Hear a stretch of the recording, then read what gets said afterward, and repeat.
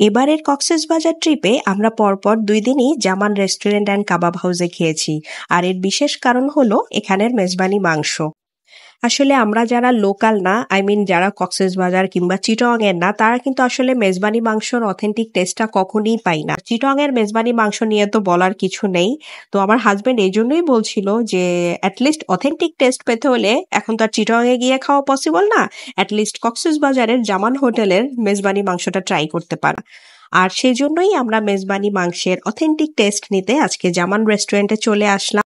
তো আমরা গতকালও এখানে খেয়েছি, আর খেয়ে এত মজা পেয়েছি যে আজকে সেকেন্ড টাইম আবারও চলে আসলাম মেজবানি মাংস খেতে। যদিও এখানে মেজবানি মাংস খেতে এসেছি, বাট এখানের প্রত্যেকটা আইটেম এত মজার ছিল আসলে আমি কোনটা রেখে কোনটা রিভিউ দিব বুঝতে পারছিলাম না। আর ওদের খাবার সার্ভ করার ওয়েটাও বেশ চমৎকার ছিল।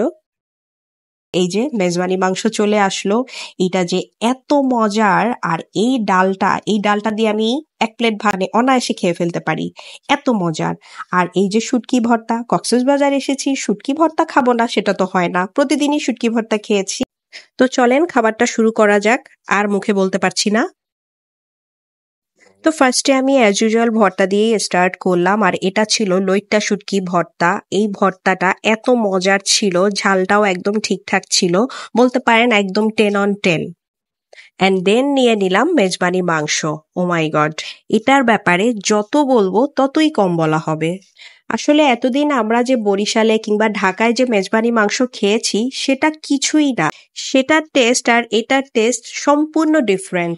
যত খাচ্ছিলাম ততই বুঝতে পারলাম চিটং এর বাবুর্চি ছাড়া এই মাংস রান্না পসিবলই না। এ কারণেই এই ভিডিওটা আপনাদের সাথে শেয়ার করা আর কি। তো এই তো পেট ভরে খেয়ে এরপরে হোটেলের সামনে চলে গেলাম।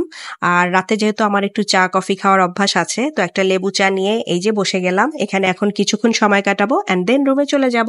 এই তো, টাটা।